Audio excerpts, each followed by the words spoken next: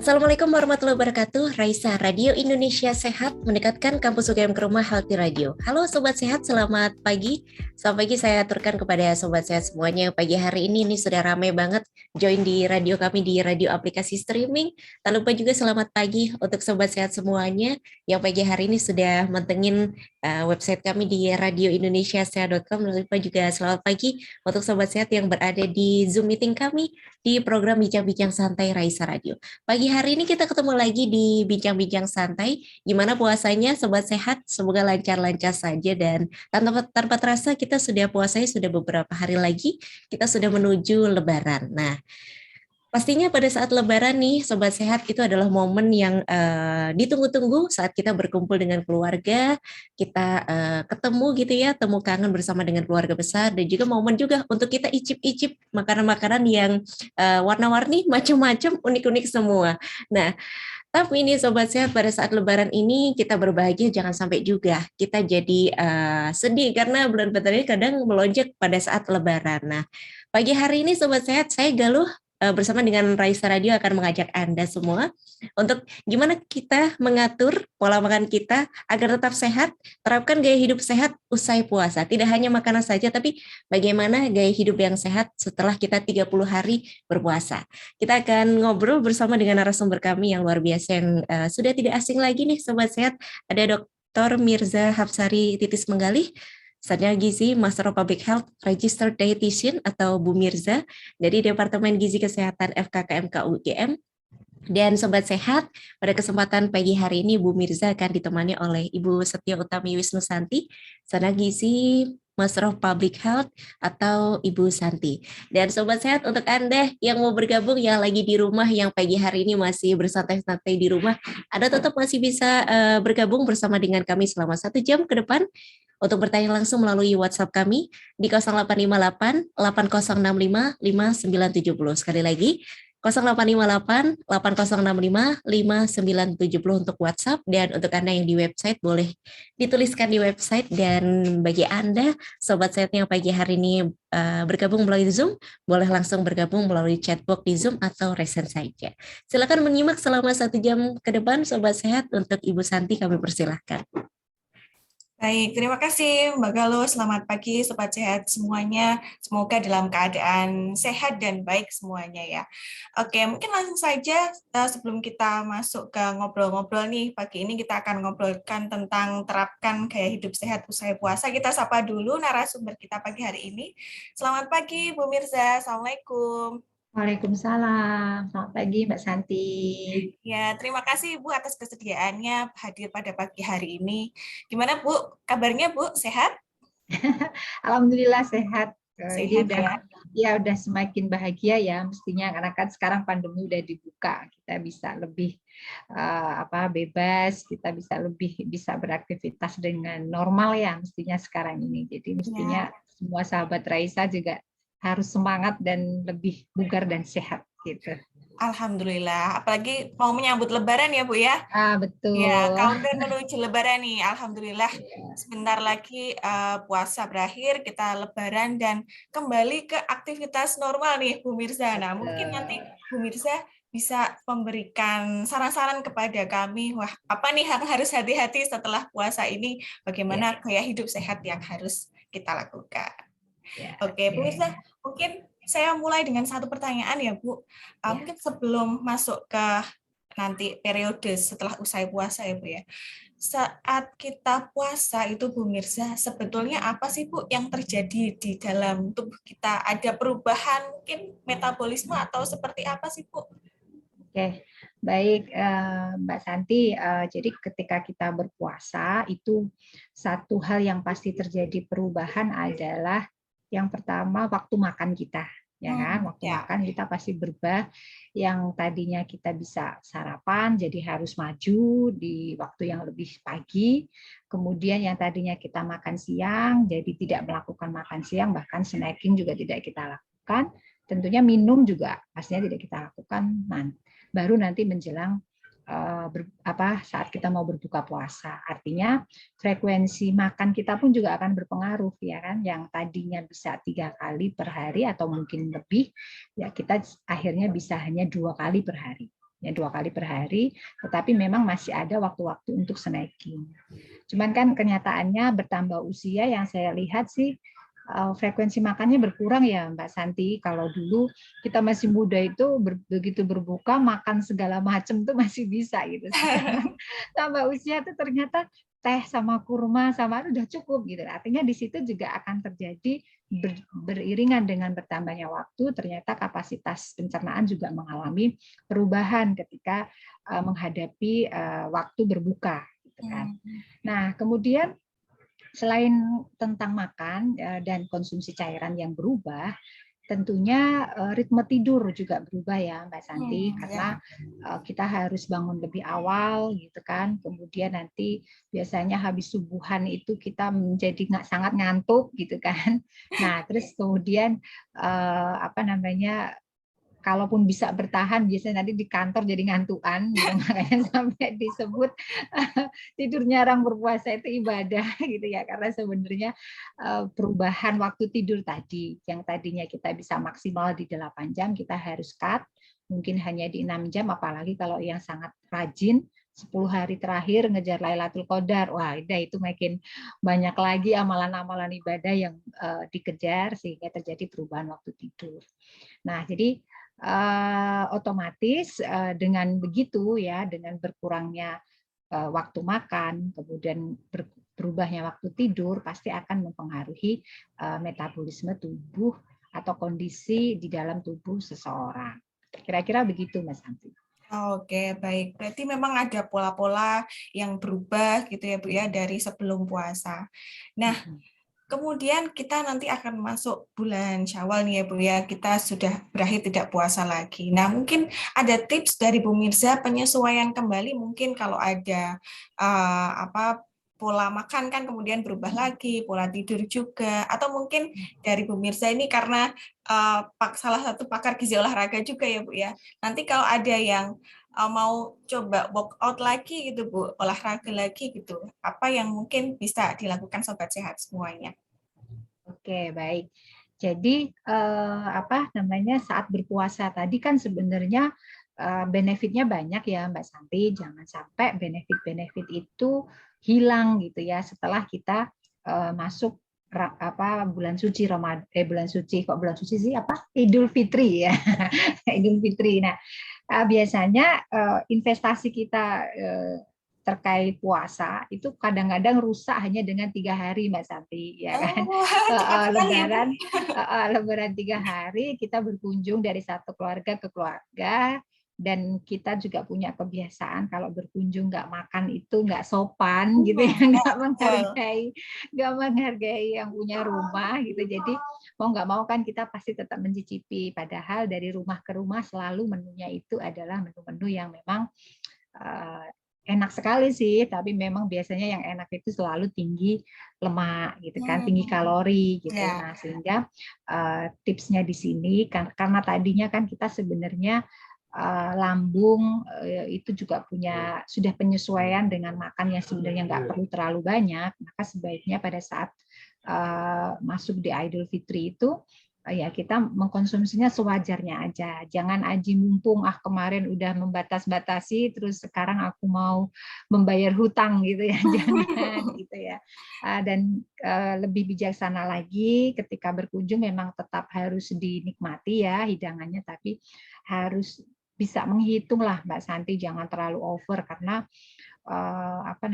kalau sehari aja kita berkunjung di 5 keluarga, kita sudah 5 kali makan itu nanti ya. Makanya Ya. ngambilnya sedikit-sedikit aja, dan apabila memang dirasa cukup, kita bisa memilih hidangan lain yang lebih menyehatkan. Contohnya misalkan kalau di sana ada buah atau ada sayur ya, lebih baik memilih yang itu daripada menu-menu yang memang khas sekali di Idul Fitri itu selalu ada ya, contoh itu. Kemudian terkait kue-kue segala macam ya, itu kan emang selalu ada ya di bulan suci itu, di bulan Idul Fitri. Lebaran ya, Saya Bu. bulan suci Ramadan terus ya ingatnya ya. Itu karena kan yang tadinya meja kita kosong tuh selalu aja ya Mbak Santi ada Iya, isinya. Meja tamu kita itu selalu lengkap gitu. Nah, ini tentunya tanpa kita sadari, duduk sambil ngobrol sambil konsumsi itu kita harus waspada juga, karena jumlahnya kecil tapi kalorinya itu besar gitu ya. Jadi meskipun makan cuma 5 biji nastar atau apa, itu sebenarnya kalorinya juga cukup besar. Nah, itu kita harus bijak juga, hati-hati. Sehingga harapannya dengan pola seperti itu kita tidak nggak ngalami yoyo efek ya, udah bagus ngalami penurunan tapi habis itu langsung naiknya malah lebih dari berat badan yang kemarin gitu saat awal puasa. Nah, itu kan yang kita inginkan ya, karena rata-rata sih memang orang puasa itu turun 2 sampai 3 kilo ya. dalam 1 bulan berpuasa. Ada yang bisa sampai 4 kilo, tergantung sih ya. Tapi memang ya kalau berdasarkan teori dengan pembatasan kalori 500 kalori per hari kan memang 1 minggu bisa 500 gram ya penurunannya. Jadi kalau 1 bulan berarti paling nggak 2 kilo ya. Tapi kan respon metabolisme orang beda-beda. Cuma nanti begitu kita lebaran dengan makan nggak terkontrol, itu biasanya balik lagi bisa lebih dari ketika kita menurunkan berat badan karena puasa. Jadi tipsnya adalah jaga porsi, jaga pilihan makan pada saat setelah puasa ini nanti, dan nanti di saat lebaran ketika berkunjung lebih bijaksana dalam memilih makanan yang akan dikonsumsi. Itu Mbak Santi. Oke, baik. Berarti tips dari pemirsa, jaga pola makan, kemudian jaga porsi, dan kalau berkunjung kita juga harus bijak gitu ya Bu ya. Nyicipi boleh mungkin, tapi tidak berlebihan dalam mengkonsumsi. Baik pemirsa. Nah pemirsa, tadi Ibu menyampaikan tentang yoyo effect. Nah ini saya tertarik ini Bu. Sebetulnya apa sih Bu yoyo effect itu? Yoyo effect ini sebenarnya adalah keadaan berat badan. Kita kan biasa sering kepingin menurunkan berat badan dengan berbagai metode lah ya, misalkan. Cuman kadang-kadang jeleknya kita itu kan maunya instan, nggak mau investasi yang terlalu berat. Investasi yang berat itu bagi manusia itu olahraga lah istilahnya, olahraga. Jadi maunya ya makan dibatasi. Nah, puasa itu kan secara tidak langsung membatasi jumlah makanan kita, ya kan? Nah, itu memang secara alamiah, secara teori memang pasti akan turun gitu. Cuman karena kita nggak berolahraga, nggak memaintain tubuh kita dengan balance keseimbangan energi dengan tepat, maka ketika nanti pada saat kita berubah sedikit dari yang tadinya membatasi menjadi longgar, itu kenaikannya bisa menjadi lebih besar gitu loh. Ini yang disebut dengan yoyo efek. Jadi turun naiknya berat badan akibat dari tidak konsistennya kita untuk menjaga pola makan maupun aktivitas fisik demi mencapai keseimbangan energi yang diharapkan. Gitu Mbak Santi. Oke, ya Bu, terima kasih penjelasannya Bu. Berarti memang ini kita istilahnya sudah oleh Allah itu di training ya Bu ya, selama 30 hari untuk membentuk pola ini. Nah kalau dilanjutkan itu akan sangat bagus. Kalau tidak konsisten malah nanti melonjaknya akan semakin tinggi. Oke. Baik Bu Mirza. Nah tadi Ibu juga menyinggung tentang olahraga gitu ya Bu. Nah untuk Sobat Sehat semua nih Bu, misalnya ada yang ingin menurunkan berat badan, kan selama puasa sudah 2 kilo mungkin mau diteruskan.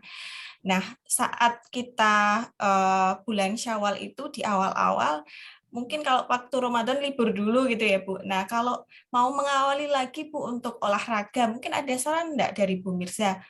Mungkin olahraga yang bisa kita pilih atau frekuensi dan durasinya seperti apa Bu? Baik.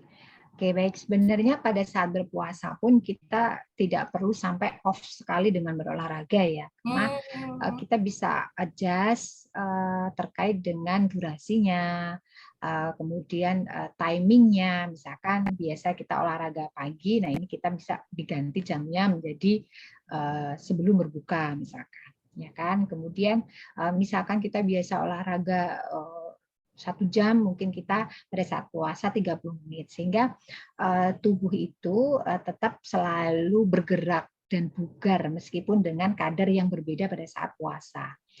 Karena juga kalau kita paksakan malah kita nggak punya suplai cairan, ya kan, kita dalam kondisi dehidrasi justru malah menyebabkan resiko kesehatan yang lainnya. Nah, jadi olahraga itu sebenarnya sebuah investasi yang beda dengan investasi makan ataupun investasi tabungan, Mbak Santi.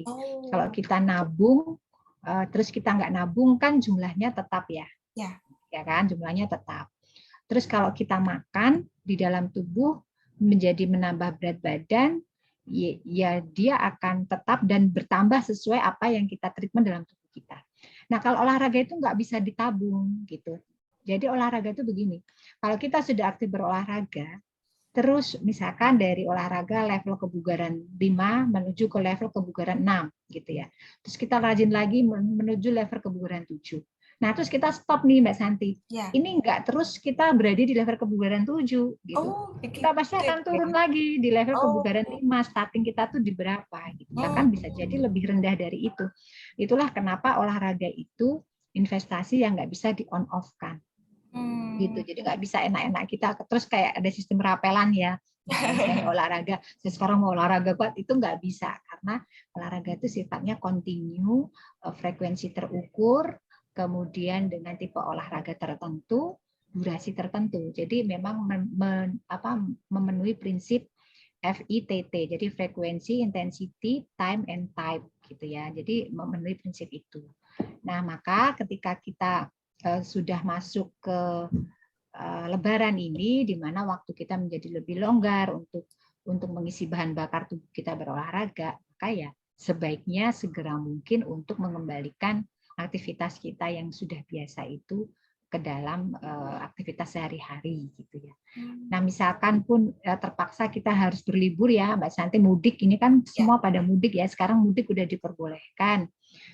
Dari satu misalkan harus keluar kota ya, sempatkanlah olahraga meskipun hanya sebentar atau mungkin hanya mungkin nggak sehebat biasanya, atau cukup jogging atau cukup jalan skipping atau mungkin stretching, itu juga sudah cukup. Artinya jangan sampai tubuh kita itu benar-benar stop dengan gerakan-gerakan olah tubuh, karena nanti khawatirnya justru kalau kita sudah ada di level tertentu malah menjadi turun ke level yang investasi yang hilang gitu ya. Itu sih yang disarankan untuk konsep olahraga. Oke, baik pemirsa. Berarti sebetulnya puasa ini juga bisa ya Bu ya, berolahraga. Tapi mungkin bisa. Ya kita ukur diri gitu ya Bu ya, apa yang bisa dilakukan gitu. Dan nanti memasuki bulan Syawal bisa langsung kembali ke ritme olahraga yang biasanya dilakukan. Oke. Dan mungkin kalau kita pulang kampung di desa gitu, mungkin jogging sambil keliling persawahan gitu seru mungkin ya, ya. Jalan kaki menikmati Jalan kaki, pemandangan ya, gitu kan. menyapa tetangga gitu. Ya. Jadi sekalian silaturahim, sekalian kita juga bisa menyisihkan waktu untuk olahraga. Nah, pemirsa, ini ada beberapa pertanyaan nih Bu yang sudah masuk ke chat box. Mungkin saya bacakan pertanyaan pertama ini Bu dari Halimah Fausta.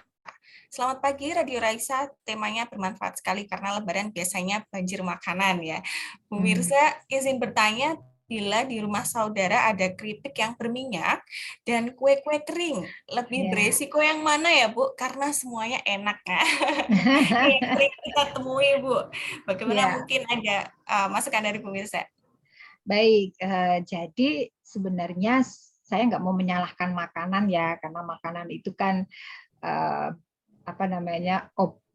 objek ya kan. Makanan itu kan objek, penentunya kan si subjeknya itu kita kan, penentunya kita. Jadi yang berbahaya itu ketika kita makan berlebihan gitu. Entah itu makanan yang sayuran apa lauk-lauk itu kalau berlebihan juga jadi berbahaya. Demikian makanan-makanan yang snack tadi yang disebutkan itu juga kalau berlebihan jadi berbahaya.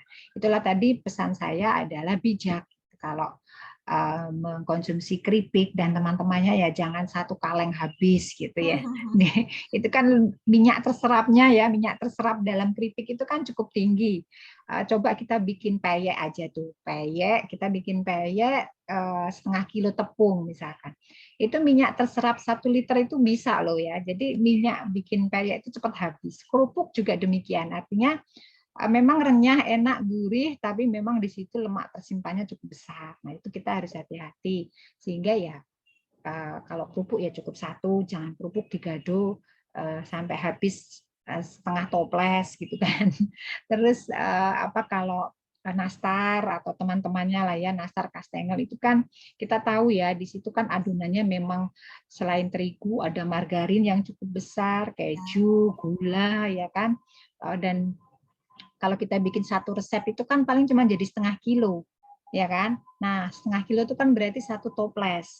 Padahal itu komposisinya kalau kita lihat setengah kilogram gandum, menteganya ada 150 gram, telurnya 1 butir, kejunya kita bisa nambahin 100 gram, gulanya 100 gram, itu kan udah kalorinya tinggi gitu. Nah, padahal makan 1 toples nastar itu bisa habis sendiri, itu kan dikira kayak makan kacang ya, kecil gitu kan. Nah, itu berapa kalori sendiri kan. Nah, maka kita istilahnya tuh kalau lebaran tuh sifat kita mindsetnya icip-icip aja gitu. Jangan menikmati. Jadi kalau nastar kita coba 1, kastengel coba kita 1, nanti kan masih ada cookies-cookies yang lain ya. Itu modelnya icip-icip aja gitu. Karena itu kalau di total nanti bisa jadi sama dengan sekali makan kita secara kalori, tapi densitasnya kan cuma tinggi, tapi nggak padat ya di pencernaan kita, sehingga kita tetap masih merasa lapar. Akhirnya kita makan makanan padat gitu, supaya rasa kenyangnya itu terpuaskan. Akhirnya kan jadi double kalorinya. Jadi intinya bijak dalam mengambil makanan secara jumlah maupun jenisnya. Gitu. Oke, baik Bu. Berarti memang harus kontrol diri ya Bu ya, jangan menyalahkan makanannya, kita yang harus kontrol juga, memilih dan mengkonsumsi secara consideration. Baik Bu, ini ada pertanyaan lagi Bu. Bu, bagaimana membedakan lapar mata dan lapar perut nih dari Mas Hilmi ya? Bagaimana Ibu kok seperti belanja ya, lapar mata? Saya tuh kalau lapar mata itu bukan di makanan Mbak Santi, tapi iya, Bu. Bener-bener di mall itu ada apa itu lapar mata. Kalau makanan itu enggak lah. Jadi kalau bicara masalah makan kan kita sudah diajarkan ya, makan sebelum lapar dan berhenti sebelum kenyang, kan istilahnya udah diajarkan begitu. Artinya makan tuh ya secukupnya. Nah, sehingga indikatornya adalah di perut sebenarnya. Dan meskipun perut itu orang juga respon terhadap rasa laparnya kan sangat dipengaruhi oleh hormon ya Mbak Santi ya. Jadi kalau ada orang yang sebenarnya takarannya cuma 100 gram nasi misalkan, tapi karena dia hormon laparnya cukup tinggi masih kurang, padahal sebenarnya dia cukupnya di 100. Nah, oleh karena itu sebenarnya yang kita sudah punya aturan baku yang disebut dengan angka kecukupan gizi ya. Dan angka kecukupan gizi orang dewasa pada umumnya baik laki-laki maupun perempuan range-nya itu di 1.900 sampai 2.400 ya. Beda laki, beda perempuan, misalnya laki-laki lebih tinggi sedikit daripada perempuan. Nah, dari angka tersebut sudah diajarkan bagaimana memenuhinya melalui isi piringku. Ya kan, berapa porsi karbohidrat, berapa porsi lauk nabati, hewani, sayuran, buah, itu sudah ditentukan. Nah, kita patuh aja terhadap itu. Nah, itulah angka kecukupan kita sebagai seorang individu sehat gitu. Lah, lain halnya kalau kita ternyata seorang atlet atau yang aktif melakukan olahraga, maka pasti nggak akan cukup diberikan makanan seperti dalam jumlah yang sesuai dengan kita yang nggak aktif berolahraga.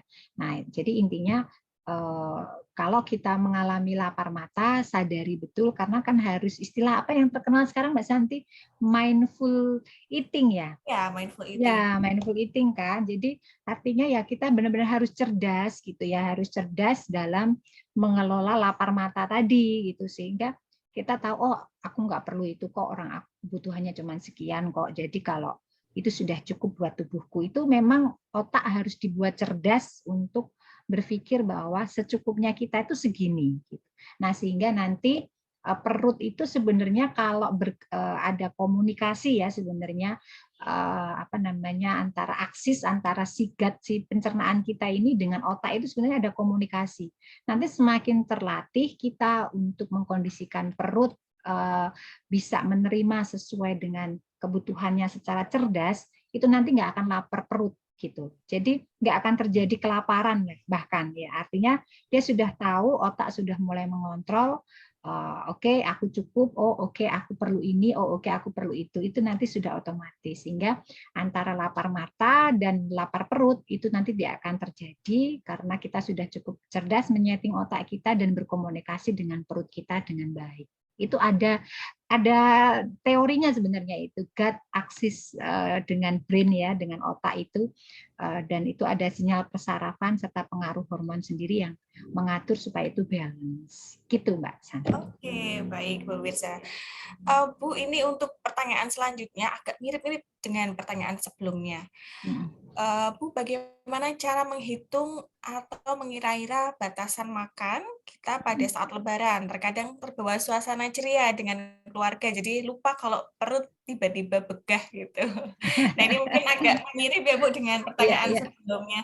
Mungkin Bu Mirza bisa memberikan tips bagaimana kita tahu kebutuhan gizi tapi dengan cara yang simpel gitu mungkin kalau ada Bu. Ya, baik. Oke, baik Mbak Santi. Sebenarnya Kementerian Kesehatan itu udah pakai ini ya, metode-metode edukasi yang cukup bagus ya. Isi piringku itu juga ada videonya, video petunjuk yang sangat-sangat mudah untuk kita pahami. Nah, kalau boleh dijelaskan lagi di sini ya, cara memenuhinya ya kembali ke isi piringku. Nah, kalau kita mengambil makan dengan piring standar ya, kan sayangnya piring itu kan juga bermacam-macam diameternya ya Mbak Santi, ada yang 20, 25, 30 bahkan ada yang 40 ya kalau yang gede-gede. Nah, kita pakai hitungan piring standar yang di diameter 25 sampai 30. Nah, itu kalau kita mau mengambil makanan itu sebenarnya separuhnya itu adalah untuk sayur dan buah. Ya, separuhnya piring itu dipakai untuk mengambil sayur dan buah. Kemudian separuh sisanya kita bagi dua. Nah, kita bagi dua, ya satu untuk lauk protein, mau protein hewani, mau protein nabati, boleh ya salah satu boleh, atau mungkin dua-duanya kita konsumsi boleh. Nah, nanti separuh yang lainnya ini baru untuk karbohidrat. Nah, itu cara ngambil makanan yang tepat setiap harinya.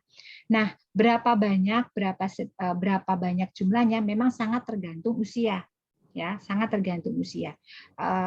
Dari anak-anak sampai usia dewasa memang akan terjadi gradasi peningkatan perbedaan porsi di sana. Kemudian nanti di usia lanjut juga akan mengalami penurunan. Nah, oleh karena itu pastikan bahwa komposisi di dalam piring yang kita ambil itu lebih banyak buah dan sayuran ketimbang nasinya gitu. Nah, kita kan selama ini salah ya Mbak Santi, nasinya yang banyak. Jadi separuh piring itu nasi, seperempatnya sayur, seperempatnya lauk gitu. Nah, ini yang salah. Nah, kalau yang seperti ini ngambilnya, nah ini resikonya tadi jadi lebih kelebihan asupan karbohidrat, kelebihan asupan energi gitu kan. Nah, ini yang harus kita hindari. Jadi gitu cara sederhananya Mbak Santi, kalau kita ngambil makan berarti komposisinya seperti itu. Oke, berarti kita bisa melihat dari isi piringku ya Bu Mirza, dan itu prinsipnya memang harus seimbang dan beragam, jadi ada sayurnya, ada buahnya, ada lauk dan juga karbohidrat nasinya gitu. Jadi itu secara simpel ya Bu ya, kalau kita mau menerapkan gizi seimbang. Nah, kalau tadi kue-kue kering itu masuk di mana Bu? Sepertinya tadi belum disebutkan Bu Mirza ini Bu. Oke, jadi kalau kue kering itu makanan yang tinggi kalori. Di sana kan sumber utamanya ada karbohidrat, ya kan. Memang ada penambahan protein, tapi kan nggak ada sayuran, nggak ada buah ya di situ, nggak ada serat. Andekan nastarnya itu kan memang nanas, tapi kan tambahan gulanya banyak, ya kan? Jadi bukan buah nanas segar gitu kan. Nah, jadi itu termasuk dalam golongan makanan yang tinggi kalori gitu ya, makanan yang tinggi kalori dan makanan manis tinggi kalori gitu. Oke, berarti masuknya ke bagian yang karbohidrat ya, Bu ya, lebih dominannya ke situ. Ya. Baik, Bu Mirza, terima kasih sekali untuk penjelasannya, Bu. Kita masih banyak pertanyaan ini dari Sobat Sehat semuanya.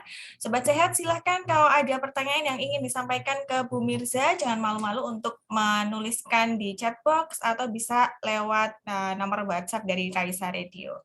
Baik, sebelum kita lanjutkan ke pertanyaan selanjutnya, kita jeda dulu ya Bu Mirza, nanti kita sambung lagi setelah jeda.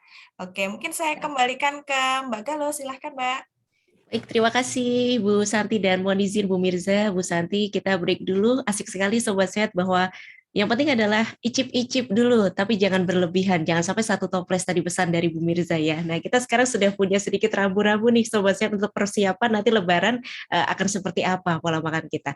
Masih akan berlanjut sampai dengan pukul 9, Sobat Sehat. Kita masih akan ngobrol-ngobrol lagi. Untuk Anda tetap bersama kami. Satu lagu di pagi hari ini biar semangat ya, akan menemani kita di Bincang-Bincang Santai edisi pagi hari ini dari RAN dengan Selalu Bersama. Tetap di Raisa Radio Indonesia Sehat.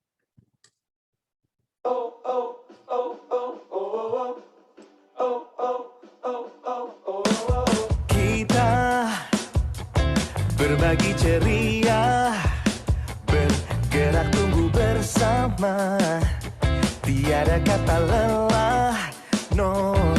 Meski badai datang, rintangan menghalang, hati ini percaya kau selalu ada, temanilah aku.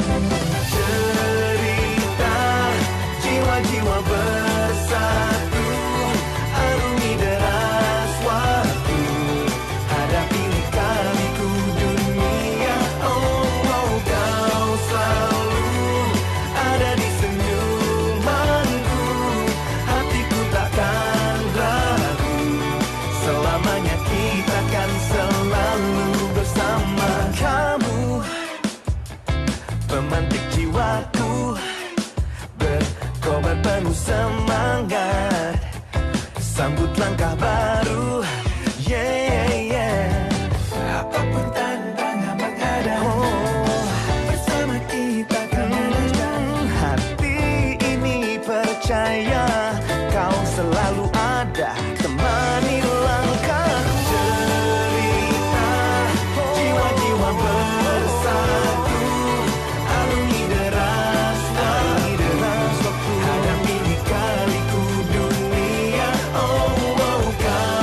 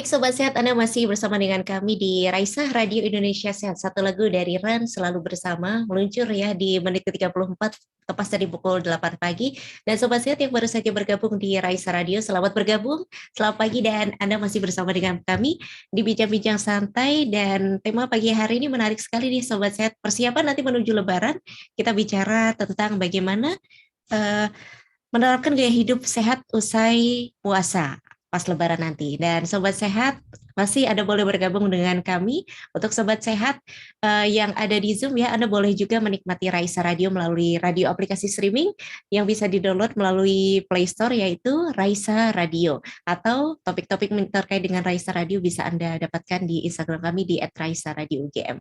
Sobat Sehat yang baru saja bergabung, Anda yang sedang di rumah atau sedang di perjalanan, Anda boleh bertanya langsung melalui WhatsApp kami di 0858 8065 5970. Yang di Zoom juga boleh mengajukan pertanyaan, resen, atau melalui chatbox. Baik Sobat Sehat, mari kita lanjutkan kembali ya obrolan asik kita bersama dengan Bu Mirza dan juga Bu Santi ya.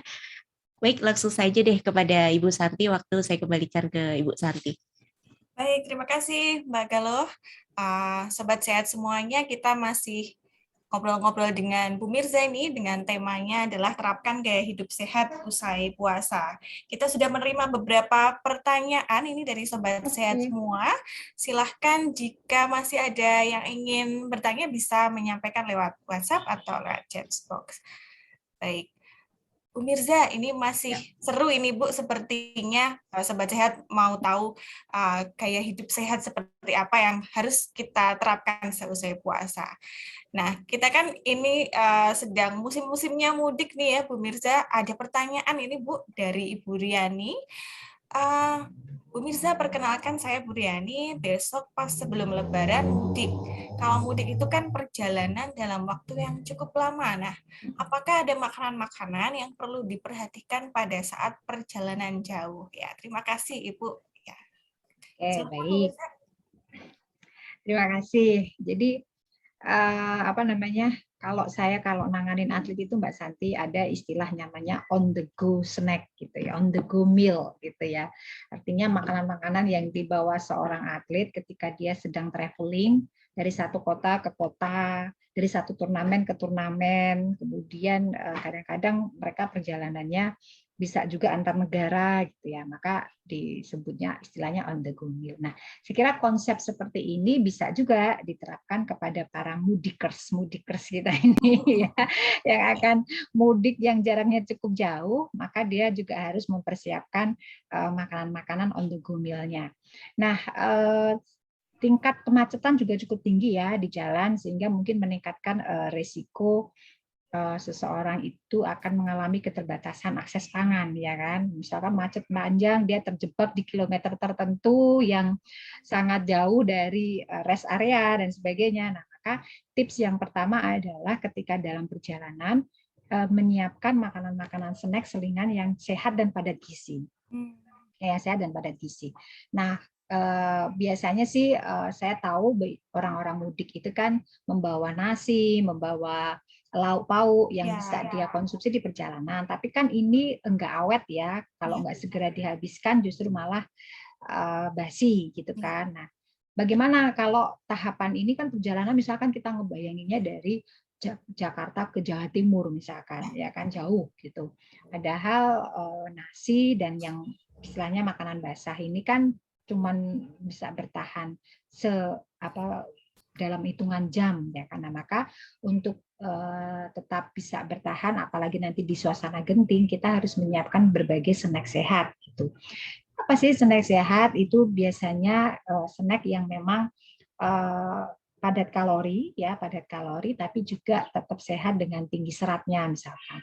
Contoh berbagai jenis snack bar itu bisa kita bawa dalam perjalanan yang cukup panjang.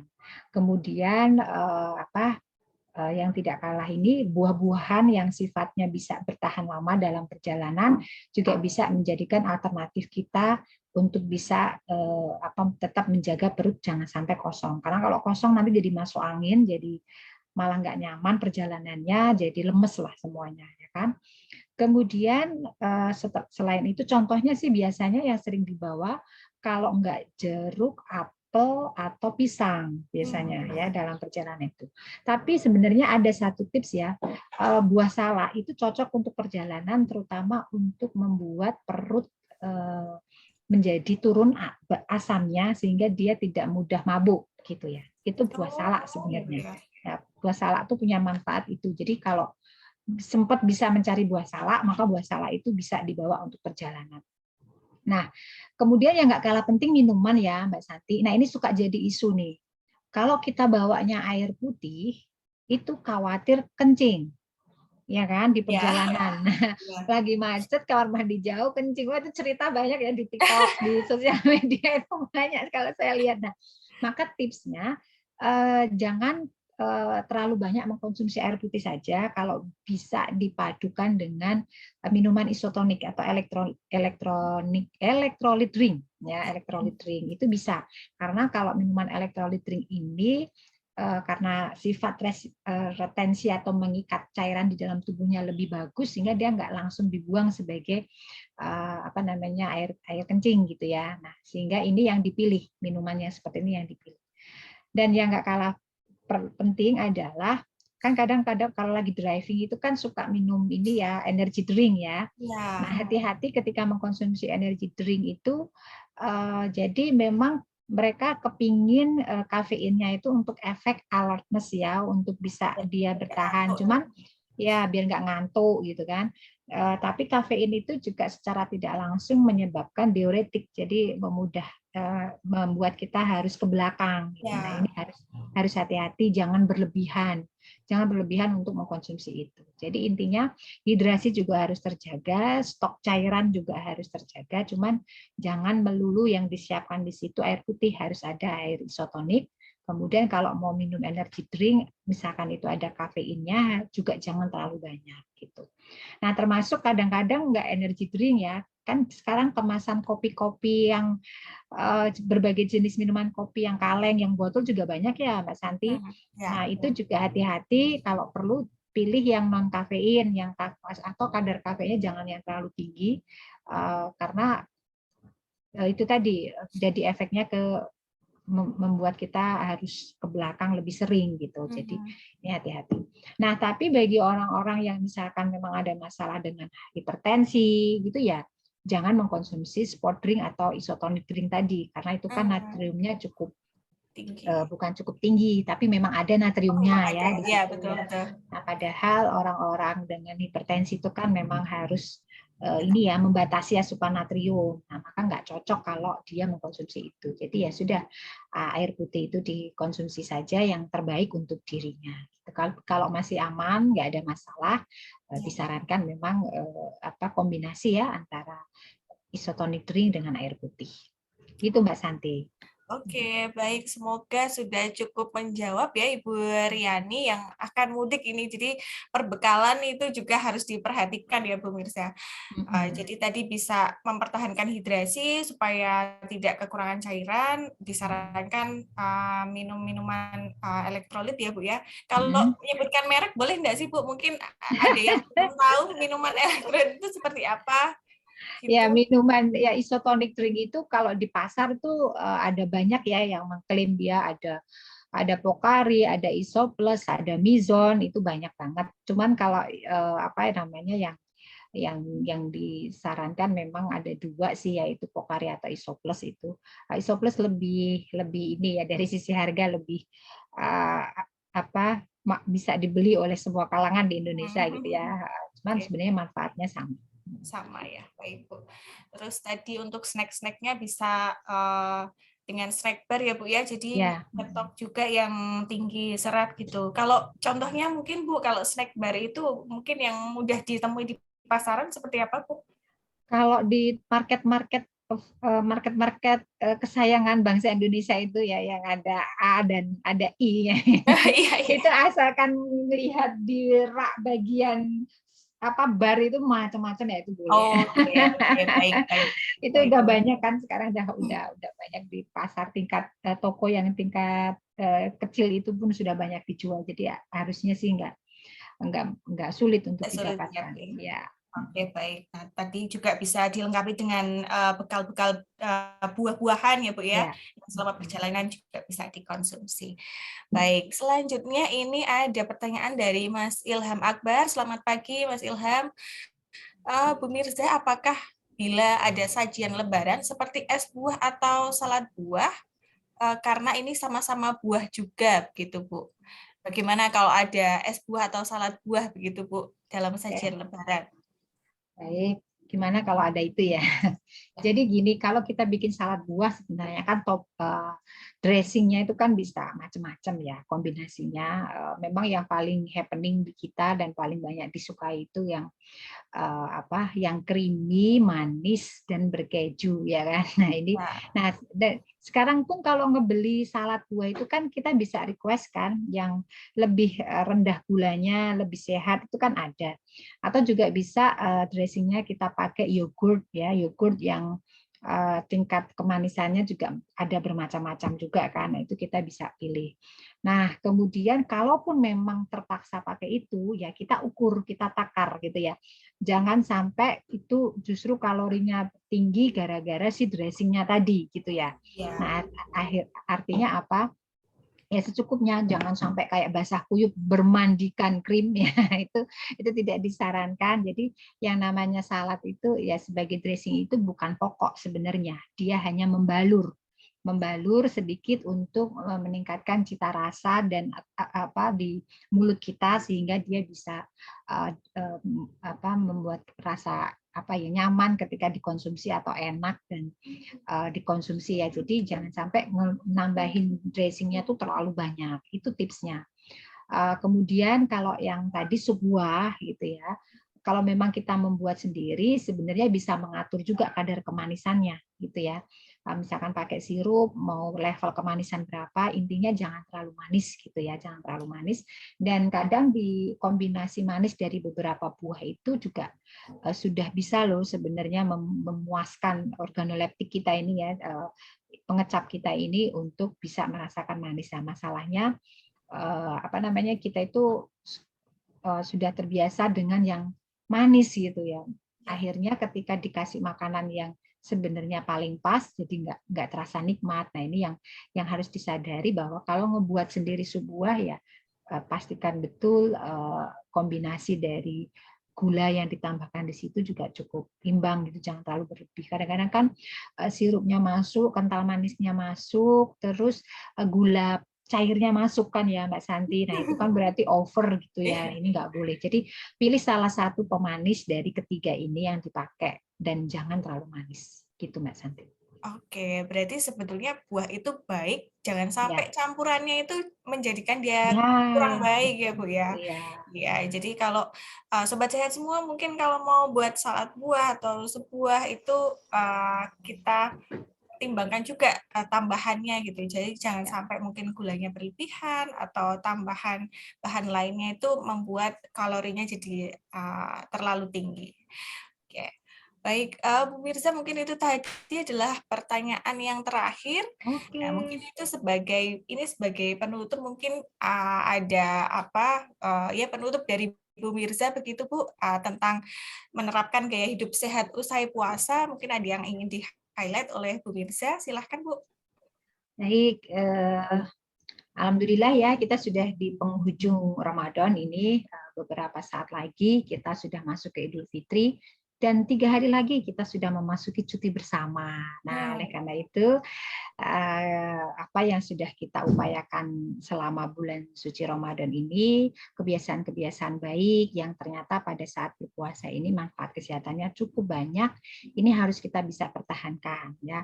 Dengan bagaimana mensikapinya, nah nanti pada saat kita masuk di Lebaran, bijaklah dalam memilih makanan, baik dari sisi jumlah, maupun jenis yang dikonsumsi, nah sehingga kita tidak mengalami kenaikan berat badan kembali yang justru malah lebih tinggi dari berat badan awal sebelum kita berpuasa. Kemudian selanjutnya tetap berolahraga, ya berusahalah untuk terus tetap aktif.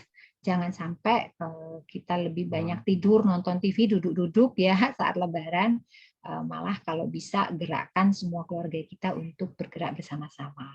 Dan tentunya karena kita mau ini sudah menuju endemi ya, mari kita semangat kembali untuk bergerak bersama, dan tentunya apa yang terjadi selama pandemi menjadi lesson learn kita bersama bahwa kesehatan itu mahal. Kemudian setiap kita ingin sehat itu ternyata investasinya diperlukan dengan mengatur pola hidup kita yang baik ya, yaitu dari pola makan dan aktivitas fisik. Nah, sehingga mari kita menjadi agen-agen yang mensukseskan program dari Kementerian Kesehatan yang tentunya menjadikan masyarakat gerakan Germas ya, gerakan masyarakat sehat ya. Kemudian juga di situ pasti banyak benefit yang akan kita ambil secara individu, dan kalau kita menjadi pribadi yang sehat, bugar, dan bermanfaat, serta produktif, tentu juga akan memberikan kontribusi yang baik untuk keluarga dan bangsa kita. Itu saja Mbak Santi, penutup untuk Raisa hari ini.